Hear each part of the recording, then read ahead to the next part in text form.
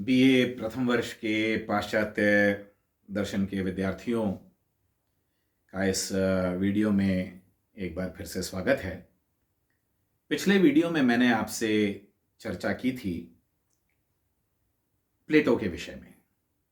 प्लेटो, मैंने ये भी कहा था कि जब भी हम किसी दर्शन तंत्र को पढ़ते हैं तो हमको थोड़ा ज्ञान उसको प्रस्तुत करने वाले दार्शनिक का, उसके परिवेश का होना चाहिए। और इस क्रम में हमने ये देखा था कि प्लेटो और सुकरात के मध्य किस प्रकार का संबंध था और प्लेटो और सुकरात के मध्य विचार का किस प्रकार का संबंध था। हमने प्लेटो की कृतियों के स्वरूप के विषय में भी बात की थी। प्लेटो ने संवाद लिखे, ये बात हमने की। प्लेटो ने कितने संवाद लिखे, देखिए ये विवाद का विषय हो सकता है। इतिहासकार कभी कभी इस बात पर एक मत नहीं है कि प्लेटो के संवादों की वास्तविक संख्या क्या है, लेकिन मोटे तौर पर, आमतौर पर यह एक कंसेंसस है कि प्लेटो ने 35 संवाद लिखे, 35। और प्लेटो के कुछ लेटर्स हैं जिसमें से हम ये कहते हैं कि 13 लेटर्स महत्वपूर्ण हैं, यद्यपि उनकी ऑथेंटिसिटी को लेकर के भी कभी कभी इतिहासकार कुछ विवाद करते हैं और उसमें से ये कहते हैं कि कुछ लेटर्स उसके ऑथेंटिक नहीं हैं। लेकिन एक सेट, एक हम ये कह सकते हैं कि वॉल्यूम या एक जिल्द हमको उसके लेटर्स की मिलती है और बाकी 35 हमको संवाद मिलते हैं। तो हम ये कह सकते हैं कि कुल 36 कृतियों में प्लेटो का दर्शन संकलित है। और इन कृतियों में सबसे महत्वपूर्ण संवाद जो प्लेटो का है, जो विद्यार्थियों के लिए विशेष रुचि का है, वह रिपब्लिक है। थर्ड ईयर में जब विद्यार्थी आते हैं तो कुछ विद्यार्थी रिपब्लिक को अपना विशेष पर्चा बनाते हैं जब उनकी विशेष रुचि प्लेटो में होती है, या प्लेटो के जो विद्यार्थी होते हैं, प्लेटो भी एक पर्चा है, तो वहाँ रिपब्लिक उनको पूरा विस्तार से पढ़ने को मिलता है। प्रथम वर्ष के स्तर पर हम एक प्रारंभिक परिचय उसके कुछ संवादों का प्राप्त करेंगे। उसका एक संवाद है, जो प्रारंभिक संवाद है उनमें से देखिए, सुकरात के जीवन का बड़ा प्रभाव था, सुकरात की मृत्यु का, और सुकरात की मृत्यु की परिस्थितियों का बड़ा प्रभाव प्लेटो के जीवन पर और उसके जीवन दर्शन पर पड़ा और उसकी मानसिकता पर भी पड़ा। तो जो प्रारंभिक उसके संवाद हैं उनमें से सर्वाधिक प्रारंभिक संवादों में है अपॉलॉजी। अपॉलॉजी का मतलब, वैसे हम ये मोटे मोटे रूप में देखें, ट्रांसलेट करने की कोशिश करें तो एक प्रकार से क्षमा या क्षमा के लिए प्रार्थना होता है। और इस संवाद में उसने उन परिस्थितियों की चर्चा की है, उन आर्ग्यूमेंट्स की, उस थॉट की चर्चा की है जो सुकरात के ऊपर अभियोग के समय आक्षेप लगाए गए, जो लांछन लगाए गए, और सुकरात ने उनका किस प्रकार से जवाब दिया। उसके बाद में इसी क्रम में एक क्रीटो नाम का संवाद हमारे को दिखाई देता है, जिसमें ये संभावना जाहिर की गई है कि किस प्रकार सुकरात दंड से बच सकता था, या दंड से बच करके यहाँ तक कि भाग भी सकता था, लेकिन सुकरात ने किन आदर्शों की पालना करते हुए दंडित होना स्वीकार कर लिया बजाय पलायन करने के। और उसके बाद में संवाद हमको मिलता है यूथाइफ्रो नाम का। यूथाइफ्रो में हम ये देखते हैं कि प्लेटो के ऊपर, सुकरात के ऊपर जो अभियोग लगाए गए उनके बारे में, उनके विषय में पुनः कुछ चर्चा मिलती है। और फिर इसके बाद में प्लेटो के अन्य महत्वपूर्ण संवाद शुरू होते हैं, और जिसमें से एक बहुत महत्वपूर्ण संवाद है प्रोटागोरस। ये जो नाम मैंने लिए, ये जो संवादों के नाम हैं अपॉलॉजी को छोड़ करके, जैसे कि प्रोटागोरस नाम है, यह वास्तविक चरित्रों के नाम हैं। प्रोटागोरस नाम का व्यक्ति वास्तव में वहां विचरण करता था, एक बड़ा प्रमुख सोफिस्ट था, और सोफिस्ट ने सारी की सारी बातें केवल अज्ञान की कही हो, मूर्खता की कही हो, ऐसा नहीं है, उनके तर्क बड़े प्रबल होते थे। तो प्रोटागोरस नाम के तर्क में वह सोफिस्टों के मत को बहुत प्रखर रूप में रखता है। प्रखर रूप में रखने के पीछे एक वजह यह है कि वह उनको उनकी पराकाष्ठा तक पहुंचा करके जब उनका खंडन करता है तो प्लेटो का अपना मत बहुत अच्छे तरीके से निखर करके आता है।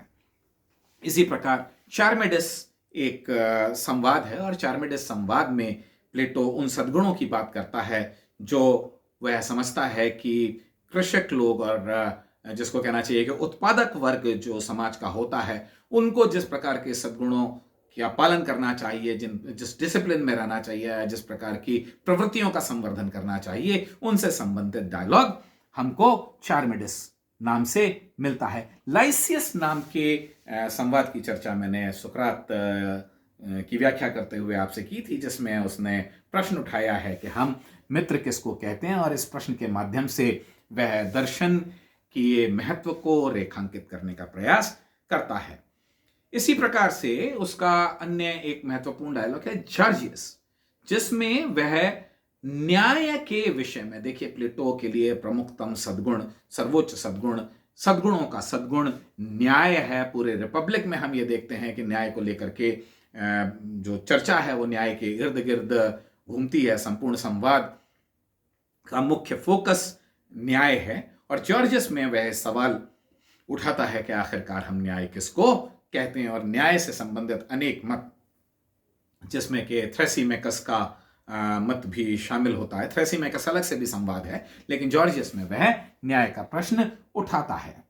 मेनो में जो ज्ञान और सद्गुण के संबंध की बात है, हमने सुकरात में जैसे कि पढ़ा, तो सुकरात जब ज्ञान और सद्गुण की बात कर रहा है, वह चर्चा खासतौर से हमको प्लेटो के मेनो नाम के डायलॉग में, संवाद में दिखाई पड़ती है। इसी प्रकार फेडो और फेडरस नाम के दो अलग अलग संवाद हैं, जिसमें वह आत्मा के गुणों की, आत्मा के स्वरूप की और आत्मा के अमरत्व की बात, प्लेटो आत्मा को अमर मानता है और शाश्वत मानता है, और खासतौर से फेडरस में वो आत्मा की अमरता के तर्क भी देता है। लेकिन फेडो और फेडरस खासतौर से आत्मा से संबंधित, आत्मा के स्वरूप से संबंधित उसके संवाद हैं। रिपब्लिक में सर्वाधिक महत्वपूर्ण डायलॉग, यदि आपको बाकी डायलॉग्स याद न भी रहे नाम, तो भी रिपब्लिक प्लेटो का एक अत्यंत और सर्वाधिक महत्वपूर्ण डायलॉग है, जिसमें वह शुभ का प्रश्न उठाता है।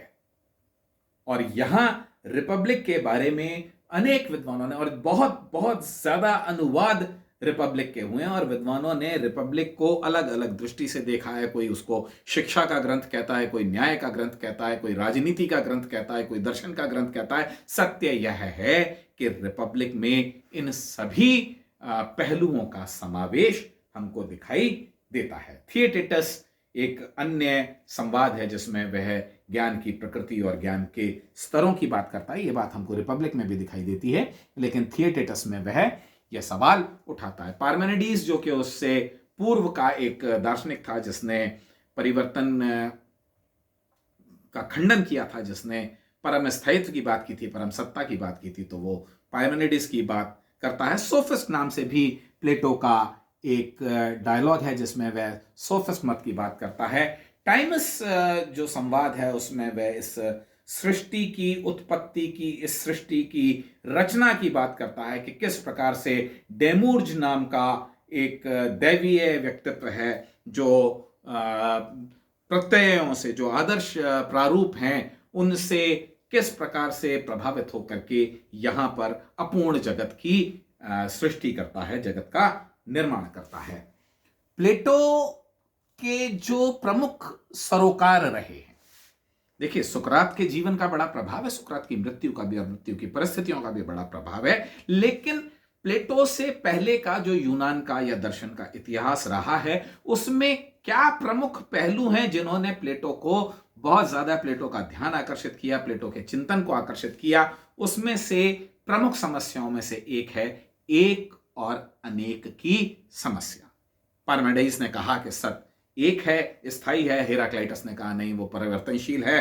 पाइथागोरस ने कहा कि संख्याएं हैं और वो असंख्य हैं, अनेक है। तो एक और अनेक की समस्या प्लेटो का ध्यान आकर्षित करने वाली दार्शनिक समस्याओं में से एक प्रमुख समस्या है, और हम ये देखेंगे कि प्लेटो ने इस समस्या का विश्लेषण किस प्रकार से किया है। दूसरा है सत्य और आभास। क्या जो हमको दिखाई देता है, अनुभव होता है, वह सत्य है, या सत्य इसके परे कहीं कुछ और है? जो सत्य है वो हमको दिखाई नहीं देता, वो हमें अनुभूत नहीं होता, और जो हमें अनुभव होता है, क्या वह सत्य होता है अथवा वह सत्य नहीं होता है? अतः आभास की और सत्य की, प्रतीति की और सत्य की समस्या प्लेटो की समस्याओं में, प्लेटो का ध्यान आकर्षित करने वाली समस्याओं में एक प्रमुख समस्या है।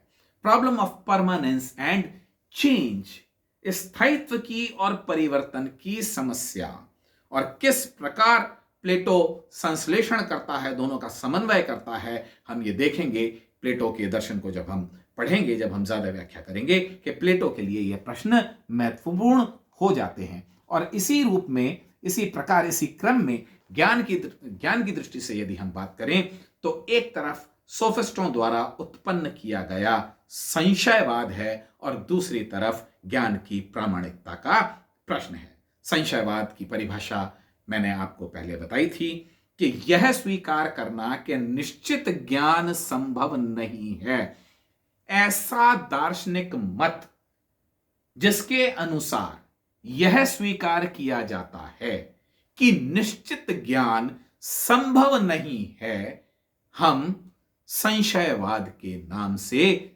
जानते हैं। संशयवाद का अर्थ हुआ कि वह दार्शनिक स्थिति या वह दार्शनिक मत जिसके अनुसार यह स्वीकार कर लिया जाए कि निश्चित ज्ञान संभव नहीं है।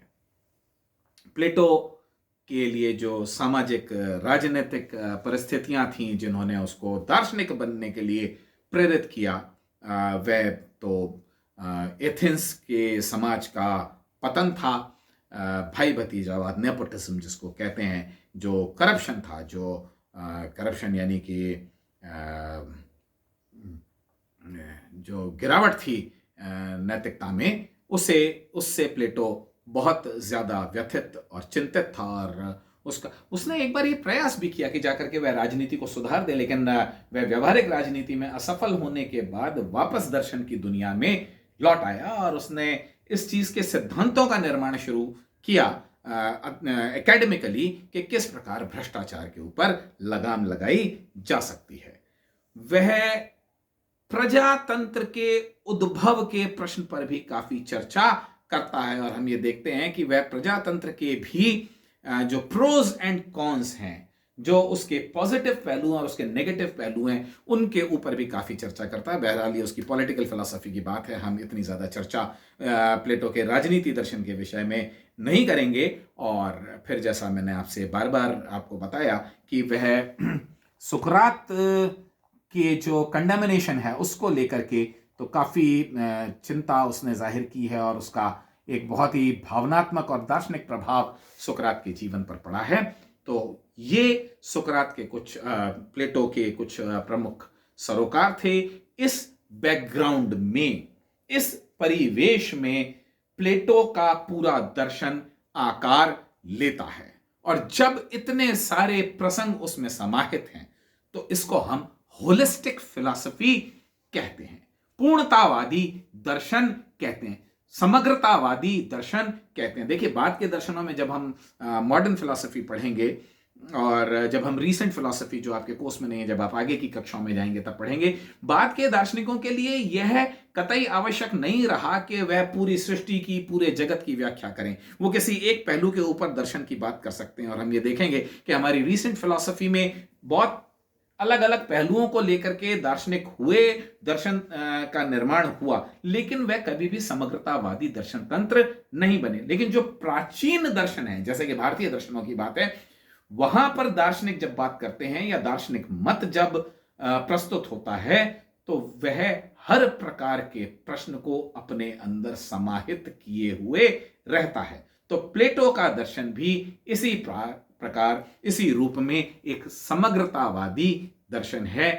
उस समय का और उसके बाद में भी बहुत सारे ऐसे प्रश्न जो उठे, ऐसा कोई प्रश्न या ऐसा कोई क्षेत्र नहीं है जिसके विषय में प्लेटो ने एक सुव्यवस्थित, सुगठित विचार प्रस्तुत न किया हो। आने वाले लेक्चर्स में हम प्लेटो के सिद्धांतों का अध्ययन करेंगे। Thank you.